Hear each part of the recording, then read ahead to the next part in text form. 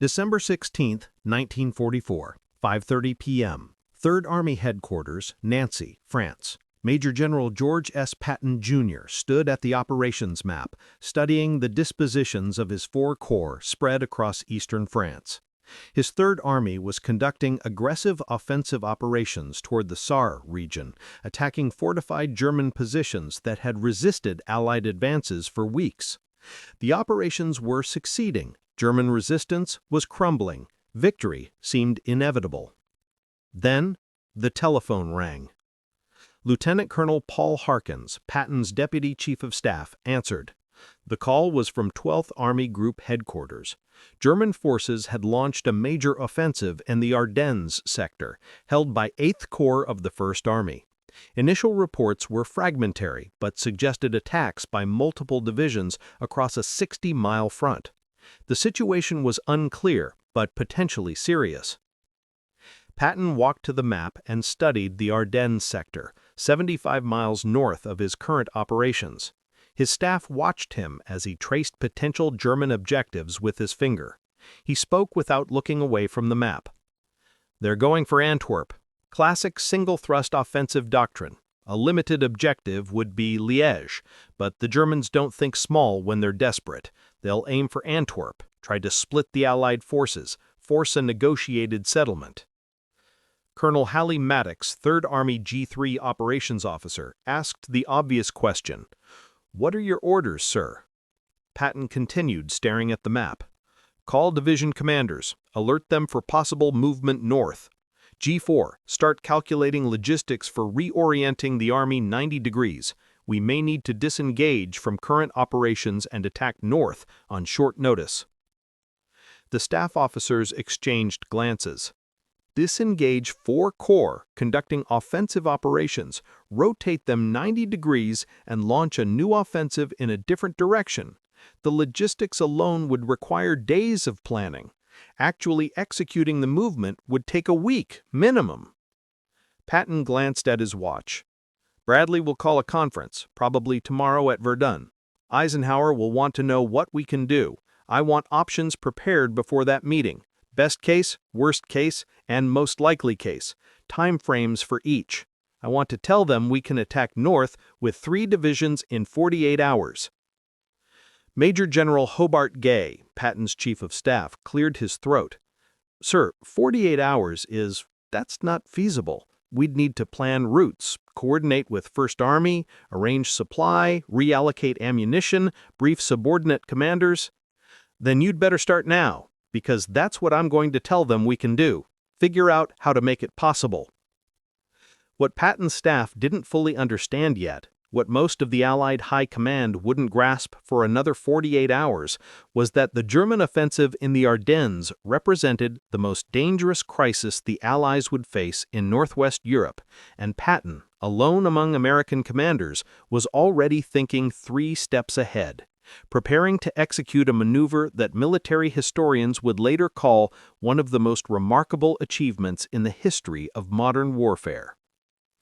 This is the story of why Patton was the only general ready for the Battle of the Bulge, how his aggressive philosophy, meticulous planning, and understanding of enemy capabilities allowed him to respond with speed that seemed impossible, how his staff, trained to execute rapid maneuvers, accomplished in 48 hours what conventional military wisdom said required 2 weeks, and how one general's preparation, dismissed by many as paranoid overcaution, proved decisive when crisis arrived. The mathematics of military logistics suggested that rotating an army 90 degrees while maintaining offensive capability was impossible on the timeline Patton proposed, but Patton had built an organization that treated impossible as merely difficult, and difficult was what 3rd Army did every day. To understand why Patton was ready when the German offensive struck, you have to understand how he had been preparing for exactly this scenario for months. Not because he predicted the specific German attack, but because he approached warfare with assumptions that shaped everything 3rd Army did. August 1944.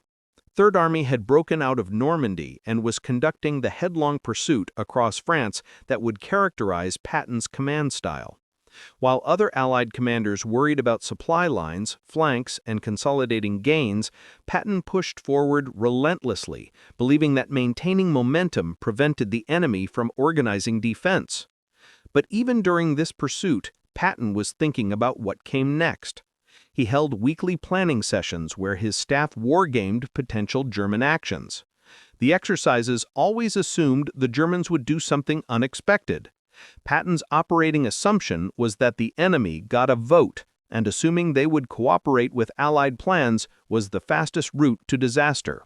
In September 1944, after the failure of Operation Market Garden and the stalling of Allied offensives along the German border, Patton convened a special planning session. He told his staff, "The Germans are beaten but not destroyed. They're conducting fighting withdrawals, trading space for time, husband resources. At some point, they'll counterattack. Not local counterattacks. They're doing those already. A major counterattack, theater level, designed to achieve strategic objectives. Where and when, we don't know, but we need to be ready to respond rapidly whenever it comes. That means maintaining flexibility, even while conducting offensive operations. It means planning for contingencies, even when current operations are succeeding. It means never being so committed to one operation that we can't shift to another." This philosophy shaped how Third Army operated. While conducting offensive operations in one sector, staff officers were simultaneously preparing contingency plans for operations in other sectors. Division commanders were required to maintain readiness to disengage and move on 24 hours' notice. Supply plans included flexibility to redirect logistics rapidly. Most senior commanders would have considered this excessive. American doctrine emphasized concentration of force, committing resources fully to current operations rather than hedging against uncertain contingencies. Patton's approach seemed to violate this principle, spreading attention and resources across multiple potential operations rather than focusing on the immediate mission. But Patton understood something his peers often missed. The enemy's most dangerous course of action was usually the one you weren't prepared for.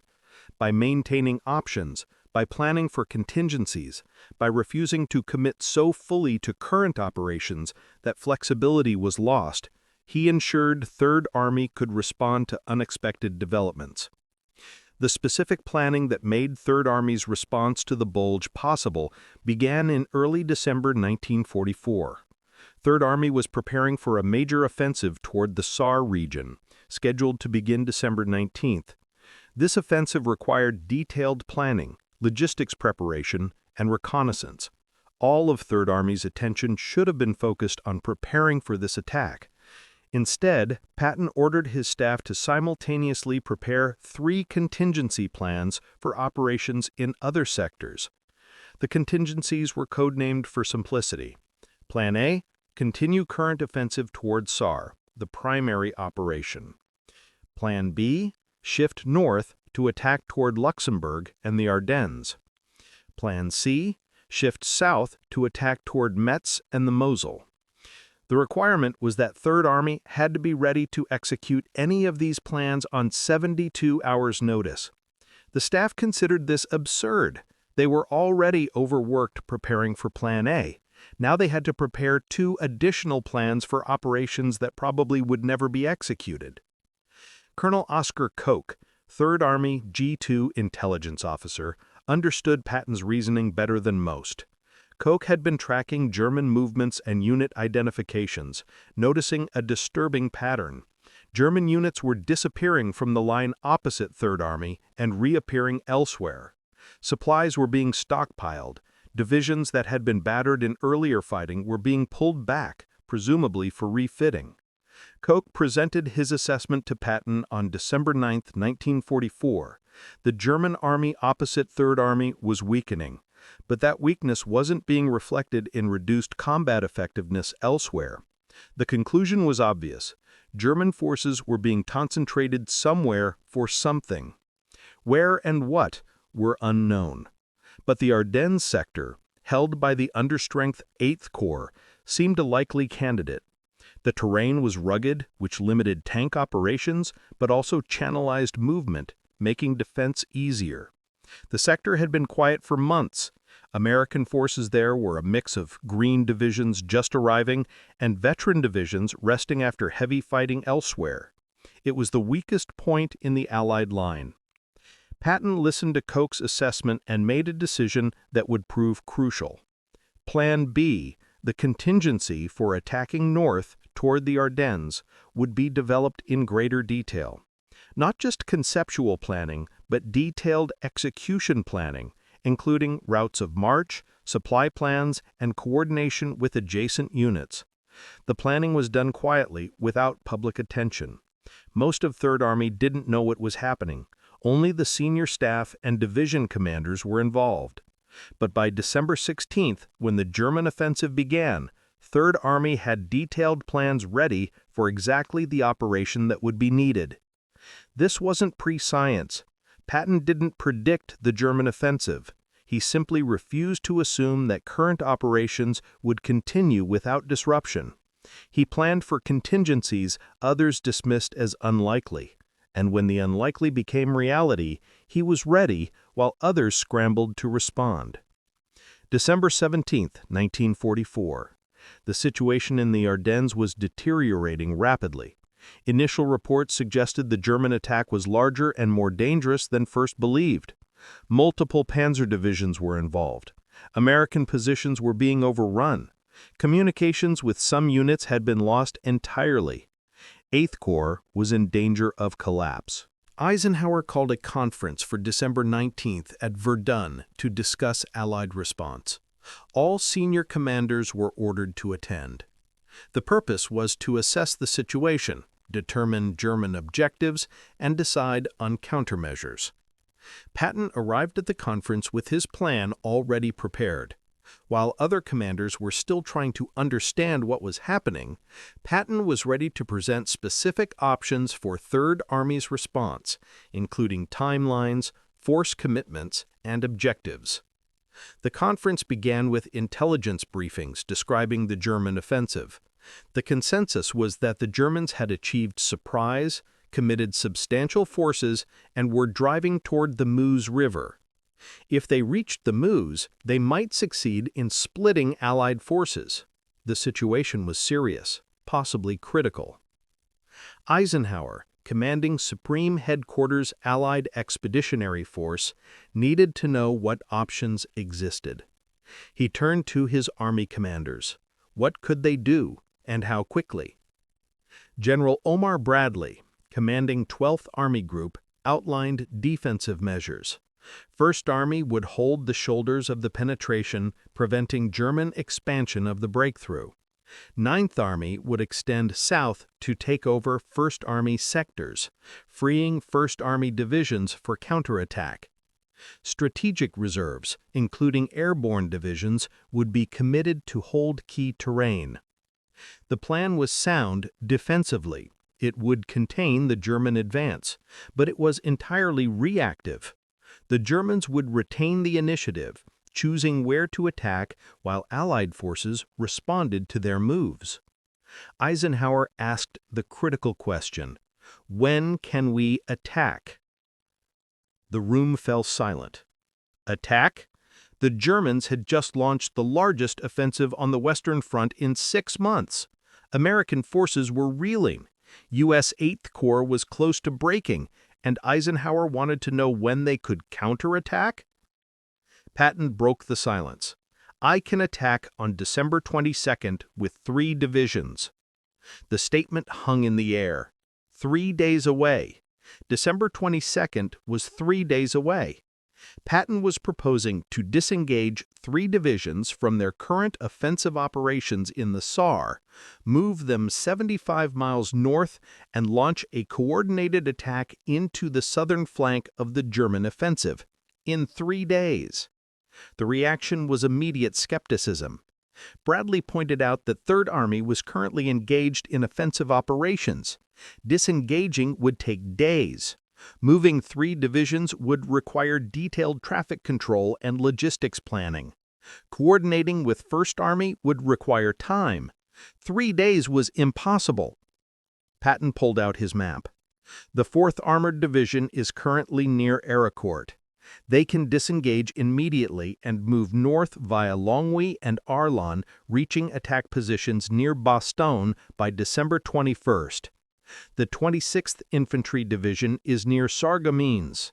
They disengage tomorrow, move via Metz and Luxembourg, attack positions by December 22nd. The 80th Infantry Division is near Merzig. Similar route, similar timeline. I've already alerted division commanders. Movement orders are being cut now. If you approve this plan tonight, lead elements will be moving north by dawn tomorrow. The full attack can launch December 22nd. Bradley asked the obvious question. You've planned this already? We've planned for multiple contingencies, including the possibility of a German offensive in the Ardennes. This is one scenario we prepared for. The plans are ready, the divisions are ready. All I need is approval to execute. Eisenhower studied the map, calculating distances, timelines, and risks. What Patton proposed violated conventional military wisdom. You didn't disengage divisions in the middle of offensive operations, move them to a different sector, and launch attacks without thorough preparation. The logistics alone should require a week of planning. But Eisenhower also understood that the crisis required bold action. Defensive measures would contain the German offensive, but wouldn't defeat it. Only a counterattack could destroy the German forces that had penetrated Allied lines, and Patton was offering to launch that counterattack in 3 days. "If you can do it, Eisenhower said. Patton's response became legendary. "I'll be in Bastogne for Christmas." The confidence seemed absurd. The Germans had surrounded Bastogne. The 101st Airborne Division was encircled there, fighting off attacks from multiple directions. Relieving Bastogne would require breaking through German lines, defeating their besieging forces, and establishing a corridor to the town. Military experts estimated this would take 2 weeks minimum. Patton said he'd do it in 6 days. What happened next was one of the most remarkable military maneuvers in history. Between December 17th and December 22nd, 3rd Army executed a 90-degree pivot that moved 133,178 men, 11,178 tanks and vehicles, and associated supplies 75 miles north, disengaged them from current operations, and launched them into coordinated attacks against the German flank. The operation required moving 6 divisions, 3 to attack immediately, 3 to follow as reinforcements. It required redirecting supply convoys carrying 62,000 tons of ammunition, fuel, and supplies. It required establishing new command posts, laying new communication lines, and coordinating with First Army for unit boundaries and fire support. And it had to be done while winter weather limited visibility, icy roads slowed movement, and German forces were actively attacking throughout the region. The key to success was preparation. The detailed planning 3rd Army had done in early December meant that when orders arrived, staff officers pulled out already prepared plans rather than starting from scratch. Division commanders received movement orders that included specific routes, timing, and objectives because these had been war-gamed weeks earlier. The 4th Armored Division, commanded by Major General Hugh Gathie, received orders to move north on December 17th. The division was engaged in combat operations near Ardennes. Disengaging required coordinating with adjacent units to take over their sector, breaking contact with German forces, and concentrating units for movement. Standard procedure suggested this would take 48 hours. Gathie did it in 18 hours. By the evening of December 18th, the 4th Armored was moving north in 3 columns, covering the 75 miles to Bastogne area in forced marches that pushed men and machines to their limits. The division arrived in attack positions on December 21st, ahead of schedule. Gaffey didn't wait for infantry support. He launched attacks immediately, driving toward Bastogne with characteristic aggressiveness. The attacks encountered heavy German resistance. The 4th Armored was fighting elements of 5 German divisions, all attempting to maintain the encirclement of Bastogne.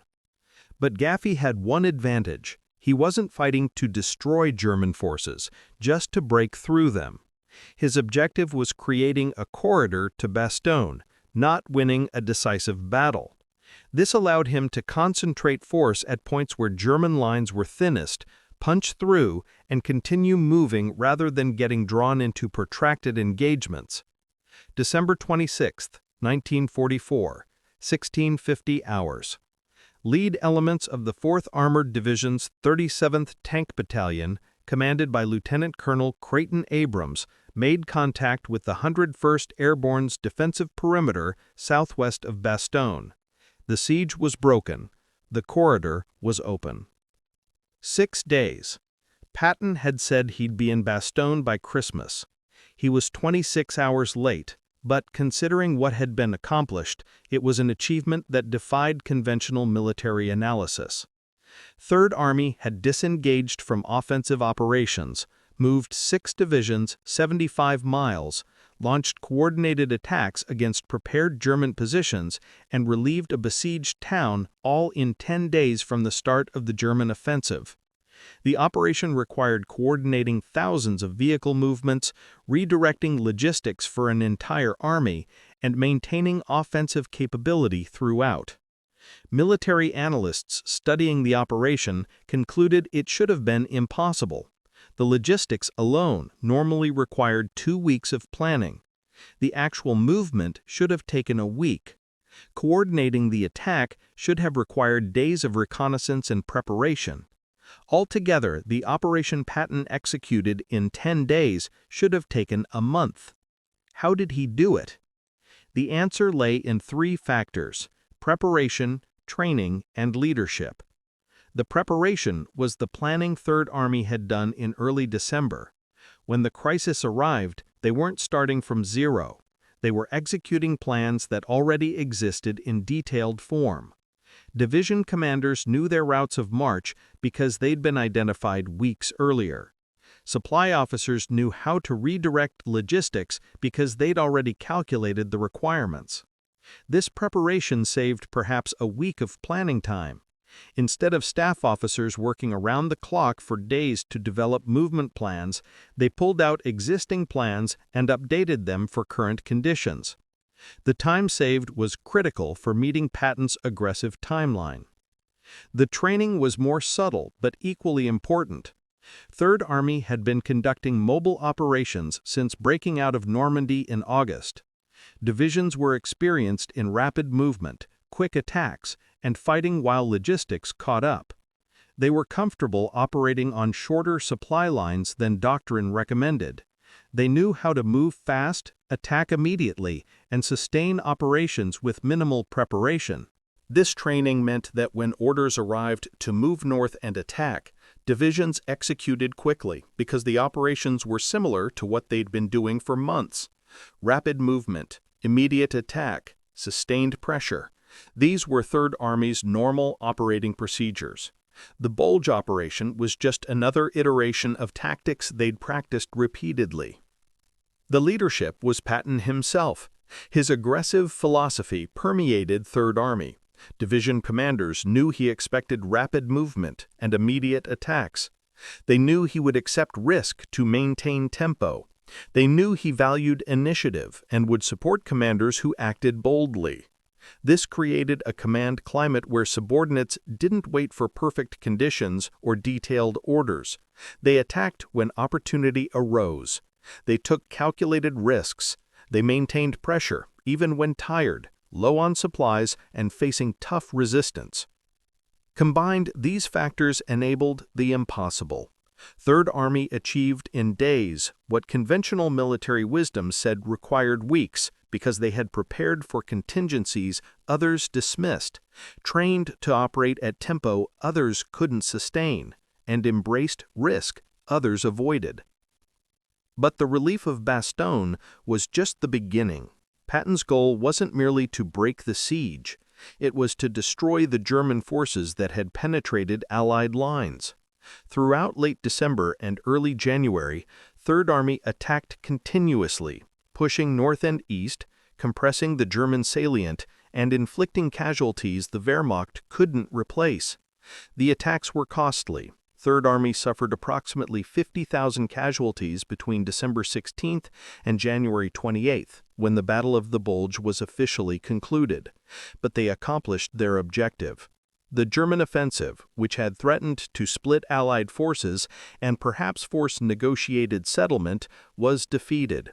The German units that had participated were destroyed or so badly damaged they never recovered effective combat capability.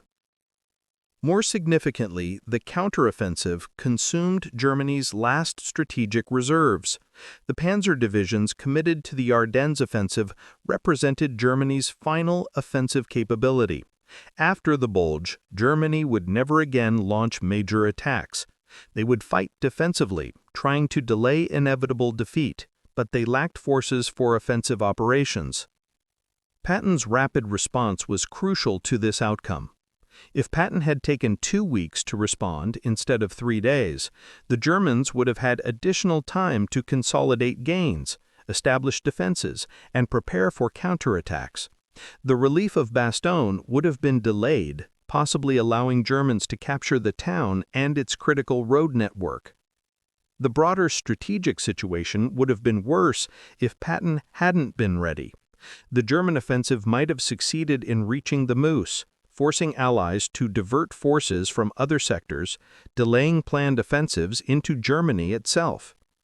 Instead, because Patton responded immediately with decisive force, the German offensive was contained within days and crushed within weeks. The strategic initiative never passed to Germany. The Allied timetable for defeating Germany was delayed by perhaps 6 weeks, but not fundamentally disrupted. Why was Patton the only general ready? Because he was the only senior American commander who consistently planned for enemy capability rather than enemy intentions. Most commanders studied intelligence assessments, determined what the Germans were likely to do, and planned accordingly. Patton studied what the Germans could do and planned for worst-case scenarios. This approach was considered paranoid by many. Bradley thought Patton worried excessively about German counterattacks that never materialized. Eisenhower sometimes felt Patton's aggressive contingency planning distracted from current operations. Other Third Army staff officers occasionally complained that maintaining multiple contingency plans was exhausting and unnecessary. But when the German offensive struck, Patton's paranoia proved to be prudent preparation. The contingency plans that had seemed excessive in December became essential in hours. The flexibility that had seemed to violate concentration of force principles enabled rapid response that concentration would have prevented. There was a deeper element to Patton's readiness: his understanding of enemy psychology. Patton believed that desperate enemies took desperate chances. Germany in December 1944 was desperate. They were being pushed back toward their own borders, losing territory daily, suffering casualties they couldn't replace. Desperate nations did desperate things. Most Allied commanders believed Germany was beaten and would simply continue retreating until collapse. Patton believed Germany would counterattack because desperate nations always tried something, even if probability of success was low. He didn't know where or when, but he was certain they would try. This belief shaped his preparation. While others planned for continued Allied offensives against retreating Germans, Patton planned for German counteroffensives that would require Allied response. When that counteroffensive came, he was ready, not because he was smart, but because his assumptions about enemy behavior were more accurate than his peers. The German generals who planned the Ardennes offensive, particularly General Feldmarschall Gerd von Rundstedt and General Feldmarschall Walter Model, understood they were taking enormous risks. They concentrated 30 divisions, including their best panzer divisions, for an offensive that had perhaps 20% chance of achieving strategic objectives. But they had no choice. Germany was losing. Continuing current defensive operations meant inevitable defeat within months. Only a dramatic offensive success could change the trajectory. The Ardennes offensive was a calculated gamble, probably fail, but possibly succeed, and certain defeat otherwise. What German planners didn't anticipate was that one American commander had prepared specifically for this scenario. They assumed American forces would require 2 weeks to organize effective counterattacks, giving German forces time to consolidate gains before facing serious pressure. Instead, they faced coordinated counterattacks within days. Model's assessment of American response capability, captured in documents recovered after the war, shows clear miscalculation. Americans require extensive planning and preparation for operations. Their doctrine emphasizes detailed logistics, thorough reconnaissance, and careful coordination. This creates delays between decision and execution. We estimate a minimum of 10 to 14 days before significant American counterattack capability develops. The assessment was correct for most American units, but it was catastrophically wrong regarding the Third Army. Patton's army didn't require extensive planning because the planning was already done. They didn't need a thorough reconnaissance because division commanders were trained to attack with available information rather than waiting for perfect intelligence. They didn't need careful coordination because rapid, aggressive action was their normal operating procedure. German intelligence had studied American doctrine but failed to understand that Patton ignored doctrine when it conflicted with his operational philosophy. Third Army operated differently from First Army, Ninth Army, or any other major American formation, and that difference proved decisive. In the final analysis, Patton was ready for the Battle of the Bulge because he built an army that lived by his personal philosophy. A good plan, violently executed now, is better than a perfect plan executed next week. The Third Army didn't wait for perfect conditions. They attacked with available forces, accepted risk, and maintained pressure regardless of circumstances. This philosophy was evident in every aspect of Third Army operations. Staff officers prepared multiple contingency plans simultaneously. Division commanders maintained readiness to shift operations on short notice. Supply officers hoarded extra ammunition and fuel to enable rapid movements.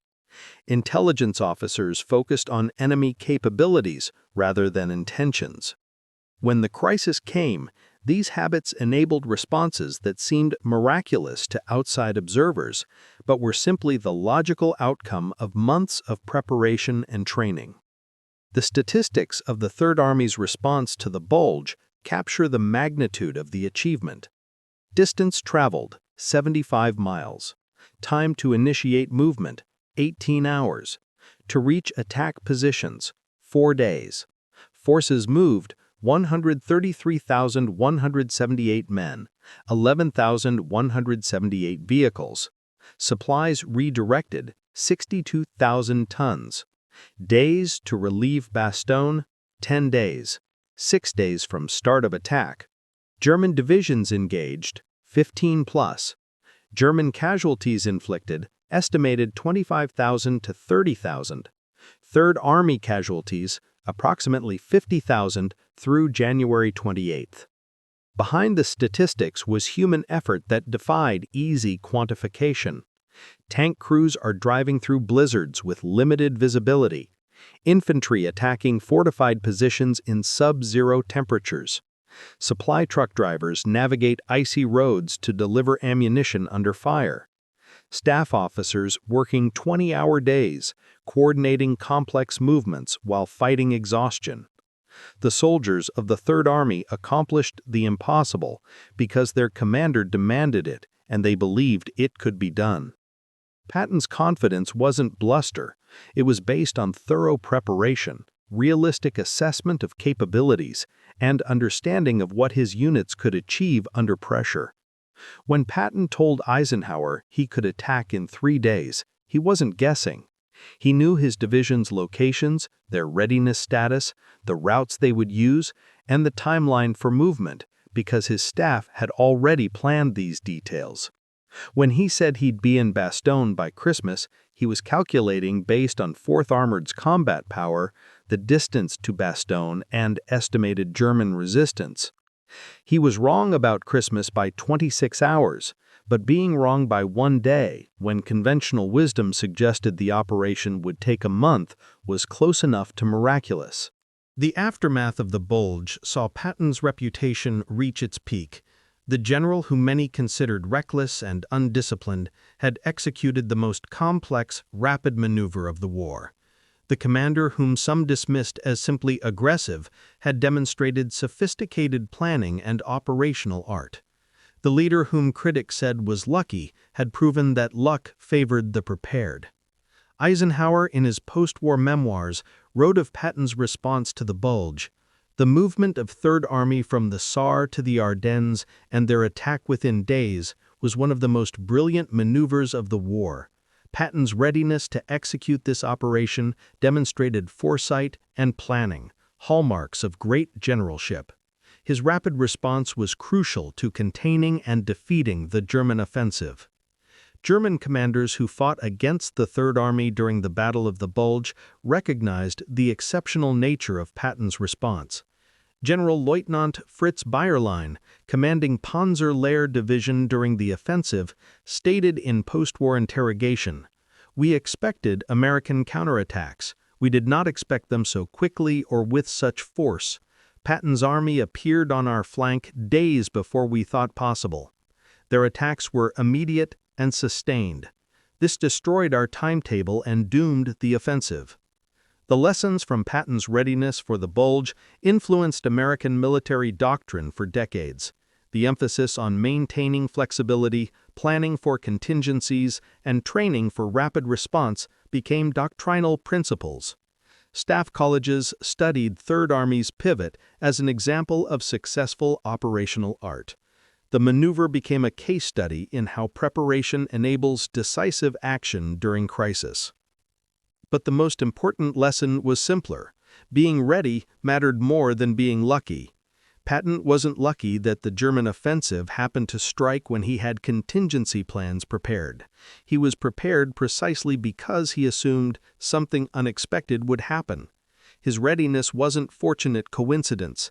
It was deliberate choice to maintain options rather than committing fully to single courses of action. This choice carried costs. The staff work required for maintaining multiple contingency plans was exhausting. The flexibility required to pivot rapidly meant never achieving maximum efficiency in any single operation. The aggressiveness that enabled quick responses also led to higher casualties than more cautious approaches might have incurred. But when crisis came, those costs proved to be investments that paid decisive dividends. Third Army's ability to respond rapidly to the Bulge didn't happen by accident. It happened because Patton built an army that practiced rapid response daily, maintained readiness as standard procedure, and treated contingency planning as essential rather than excessive. December 26, 1944. As the first tanks of 4th Armored Division rolled into Bastogne, Patton stood in his headquarters studying maps of the battlefield. The siege was broken, but the battle continued. German forces still held a salient 40 miles deep into Allied lines. Reducing that salient would require weeks of sustained attacks in the worst winter weather in decades. Staff officers celebrated the relief of Bastogne. Patton didn't join them. "This isn't victory," he told Colonel Gay. "This is the beginning of our real work. We haven't beaten them. We've stopped them. Now we have to destroy them, and that will take everything we have." He was right. The fighting continued through January, brutal combat in snow and cold that tested men and equipment to breaking points. But Third Army maintained pressure, attacking daily, grinding down German defenses, inflicting casualties Germany couldn't replace. By January 28, 1944, when the Bulge was officially declared eliminated, Third Army had pushed the Germans back to their starting positions and beyond. The threat was ended. The German reserves that might have delayed Allied victory for months were destroyed. The path to Germany itself was open. Patton's readiness had made this possible. His three-day response had saved Bastogne. His sustained pressure had destroyed the German offensive capability. His army had proven that American forces could execute complex maneuvers with speed and effectiveness that matched or exceeded any army in the world. Why was Patton the only general ready for the Battle of the Bulge? Because he was the only general who refused to assume tomorrow would be like today. Because he was the only general who planned for worst-case scenarios while hoping for best-case outcomes. Because he was the only general who built an army that treated rapid response as standard procedure rather than emergency improvisation. The German offensive that was supposed to split the Allied forces and change the course of the war instead became the final act of the Wehrmacht's offensive capability. Not because the Germans failed to achieve surprise, they did. Not because they failed to achieve initial success, they didn't. But because one American general was ready when the crisis arrived. Patton didn't save the Battle of the Bulge through brilliance or luck. He saved it through preparation, training, and the stubborn refusal to be caught unprepared. When the Germans attacked, every other Allied commander scrambled to respond. Patton pulled out the plan his staff had prepared weeks earlier and executed it. That preparation, dismissed by many as excessive, proved to be the difference between containment and catastrophe. The general whom critics called reckless had been the most cautious of all, planning for dangers others dismissed. The commander whom skeptics thought undisciplined had built the most responsive army in Europe. And when the crisis came, he was ready. The transformation of the Third Army into the force that could execute the Bulge maneuver didn't happen overnight. It was the product of deliberate leadership decisions made over months, starting from when Patton took command in January 1944. Patton's first action as Third Army commander was to establish what he called principles of action that would govern all operations. These weren't suggestions. They were mandatory operational procedures that every unit, from corps to squad level, was expected to follow. The first principle: never take counsel of your fears. This meant that planning should be based on what needed to be done, not on what was comfortable or safe. Staff officers who presented plans emphasizing risk mitigation over mission accomplishment found themselves reassigned. Patton wanted planners who figured out how to accomplish difficult missions, not planners who explained why missions couldn't be accomplished. The second principle: violent execution now is better than perfect execution later. This principle drove everything the Third Army did. Speed mattered more than perfection. Attacking with 70% of the desired forces immediately was better than waiting for 100% of the forces to be perfectly positioned. The enemy's ability to react and adapt meant that delay, even for good reasons, gave away initiative. The third principle: when in doubt, attack. Patton believed that offensive action, even if not optimal, was better than defensive passivity. When situations were unclear, when intelligence was incomplete, when the best course of action wasn't obvious, the default was to attack.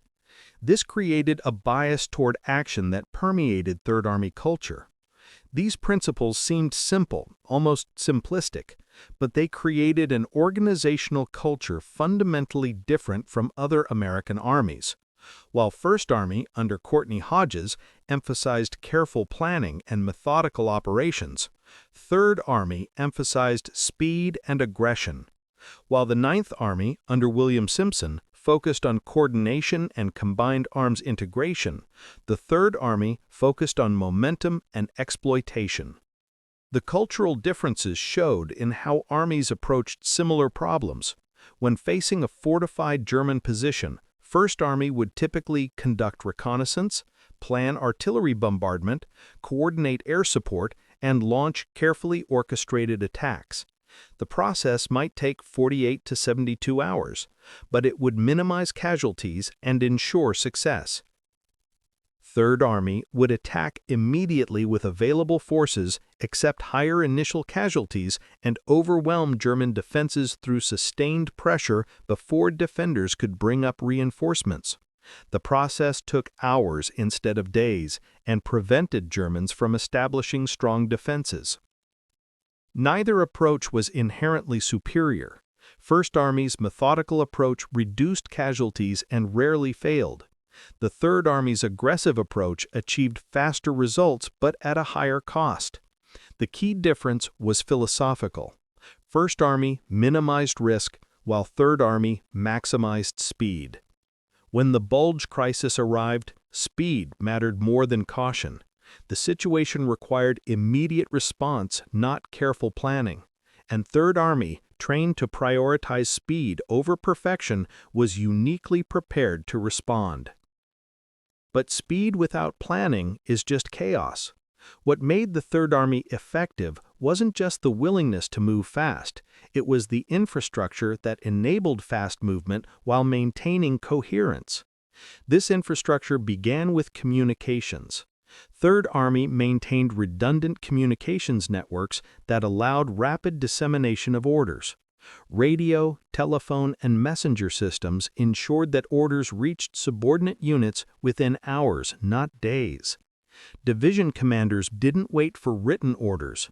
They received verbal orders over the radio or telephone, confirmed receipt, and began execution immediately. The logistics system was equally responsive. Third Army logistics officers maintained rolling supply plans that calculated requirements for multiple contingencies simultaneously. When orders arrived to shift operations, logistics officers pulled out pre-calculated requirements rather than starting calculations from scratch. This saved days of planning time. Intelligence preparation was continuous. The Third Army G2 section maintained current assessments of enemy dispositions, capabilities, and likely courses of action across the entire European theater, not just Third Army sector. When operations shifted to new sectors, intelligence officers already had detailed assessments ready, rather than needing to develop them urgently. This infrastructure required enormous staff work. The Third Army headquarters operated 24 hours a day throughout the war. Staff officers worked in rotating shifts, maintaining continuous planning and coordination. The pace was exhausting. Staff officers burned out regularly and had to be rotated to less demanding positions. But the system ensured that the Third Army could respond to any requirement at any time. The payoff came at the Bulge. When Patton told Eisenhower he could attack in 3 days, he wasn't improvising. His communications officers knew they could disseminate orders to 6 divisions within 6 hours. His logistics officers knew they could redirect 62,000 tons of supplies within 24 hours. His intelligence officers knew they had current assessments of German forces in the Ardennes sector. The machinery of rapid response existed and was ready to execute. All it needed was the order. But machinery requires operators, and Third Army's greatest advantage was the quality of its subordinate commanders. Patton selected division and corps commanders who shared his aggressive philosophy and could operate with minimal supervision. Major General Manton Eddy, commanding 12th Corps, was methodical and cautious by nature, but understood Patton's emphasis on speed. When ordered to disengage 12th Corps from SAR operations and send divisions north, Eddy executed without argument, despite his personal reservations about the risks involved. Major General John Milliken, commanding 3rd Corps, was aggressive to the point of recklessness. Patton valued him precisely because Milliken would attack under any circumstances, asking where and when rather than whether. When 3rd Corps was ordered to attack towards Bastogne, Milliken began operations before all his divisions had even arrived in position. Major General Hugh Gaffey, commanding the 4th Armored Division, embodied Patton's principles perfectly. Aggressive, quick-thinking, and comfortable with risk, Gaffey pushed his division beyond what doctrine suggested was possible. The relief of Bastogne succeeded largely because Gaffey refused to let tactical setbacks delay his advance. These commanders didn't just follow Patton's orders, they understood his intent and executed in ways that achieved his objectives even when circumstances required deviating from specific instructions. This mission-type command philosophy, giving subordinates objectives and letting them determine methods, was central to Third Army's effectiveness. At the Bulge, this philosophy proved crucial. Communications were disrupted by weather and German action. Detailed coordination was often impossible. But division commanders understood Patton's intent, relieve Bastogne as quickly as possible, and executed aggressively despite obstacles and risks. When the 4th Armored Division encountered heavy resistance approaching Bastogne, Gaffey didn't stop to coordinate with adjacent units or wait for artillery support. He identified the weakest point in German defenses, concentrated his tanks there, punched through, and continued toward Bastogne. The maneuver violated the doctrine about maintaining continuous fronts and coordinating with adjacent units. But it worked because the objective was breaking through, not maintaining textbook formations. Patton's selection and development of subordinate commanders created a multiplier effect. His personal aggressiveness was replicated across 4 corps and 15 divisions. When he demanded a rapid response, his subordinates executed because they were selected for exactly that capability. The human element of Third Army's readiness extended to the soldiers themselves.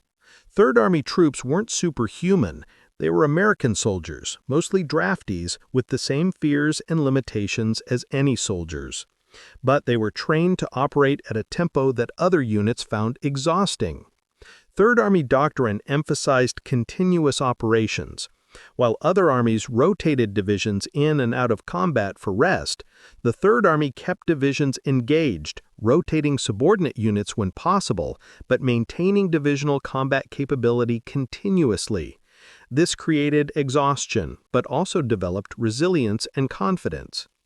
Soldiers learned they could function effectively while tired, cold, and frightened. They learned that continuing to attack despite hardship led to success more often than stopping to rest. They learned that German forces, despite their reputation, could be beaten by aggressive action. This belief structure, instilled through training and validated through experience, meant that Third Army could be ordered to execute operations other units would consider suicidal and would execute them effectively. The Battle of the Bulge validated every aspect of Patton's preparation and leadership. The contingency planning proved essential. The infrastructure for rapid response performed exactly as designed. The subordinate commanders executed with the aggressiveness and initiative Patton had cultivated. The soldiers demonstrated the resilience and confidence their training had developed. Most significantly, Patton's understanding of warfare as fundamentally about tempo and initiative proved more accurate than conventional doctrine. The side that acted faster, that maintained pressure continuously, that forced the enemy to react rather than act, won battles regardless of numerical or positional advantages. German forces at the Bulge were tactically superior in many ways. They had achieved surprise, concentrated forces effectively, and initially outnumbered American defenders. German soldiers were well trained, their equipment was good, and their commanders were experienced. By many measures, they should have succeeded, but they lost tempo. The rapid American response, particularly Third Army's 3-day pivot, forced Germans to react before they had consolidated gains. The continuous pressure prevented them from establishing strong defenses. The multiple simultaneous attacks forced them to defend everywhere rather than concentrating on counterattacks. Patton understood that modern warfare, with its rapid communications and mobile forces, was fundamentally about tempo. The side that acted faster, that made decisions more quickly, that executed more rapidly gained advantages that overwhelmed traditional measures of combat power. This understanding shaped everything the Third Army did. Staff procedures prioritized speed over thoroughness. Command relationships emphasized initiative over obedience. Logistics systems favored responsiveness over efficiency. Training emphasized decision-making under time pressure rather than optimal solutions. The result was an army that could do in days what conventional armies required weeks to accomplish. Not because Third Army soldiers were better fighters, they weren't necessarily. Not because Third Army equipment was superior, it wasn't. Because the Third Army as an organization could make decisions faster, execute orders more quickly, and maintain pressure more continuously than any comparable force. When the crisis came at the Bulge, this organizational advantage proved decisive. While other commanders were still analyzing the situation and developing plans, Patton was executing. While other armies were coordinating movements and establishing supply lines, the Third Army was attacking. While other forces were moving into position and preparing for operations, Third Army was already engaged and maintaining pressure. The 10-day period from December 16th to December 26th encapsulated everything that made Patton and Third Army exceptional. The rapid planning, the quick movement, the immediate attacks, the sustained pressure, the successful relief of Bastogne, all of it demonstrated organizational capabilities that no other American army possessed. But perhaps most significantly, the Bulge demonstrated that Patton's approach to warfare, often criticized as reckless or undisciplined, was actually sophisticated and effective. The aggressive tactics were supported by thorough planning. The rapid operations were enabled by detailed preparation. The apparent improvisation was actually the execution of contingencies that had been carefully developed. Critics who dismissed Patton as simply lucky or reckless missed the reality that his luck was manufactured through preparation, and his aggressiveness was calculated to achieve specific effects. At the Bulge, those critics were proven wrong so definitively that even skeptics had to acknowledge that Patton had built something remarkable. In the decades after the war, military theorists studied the Third Army's Bulge operation as an example of successful operational art. The combination of strategic vision, understanding that a German counteroffensive was likely, operational planning, developing contingencies for response, and tactical execution, rapid movement and immediate attack became a model taught at staff colleges worldwide. The operation demonstrated that modern warfare required different approaches than historical warfare. Traditional emphasis on careful planning and methodical execution, while still valuable, had to be balanced against the need for speed and adaptability. Preparing for contingencies wasn't just prudent, it was essential in environments where enemies could act unpredictably. Most importantly, the Bulge validated the principle that tempo and initiative could substitute for numerical superiority.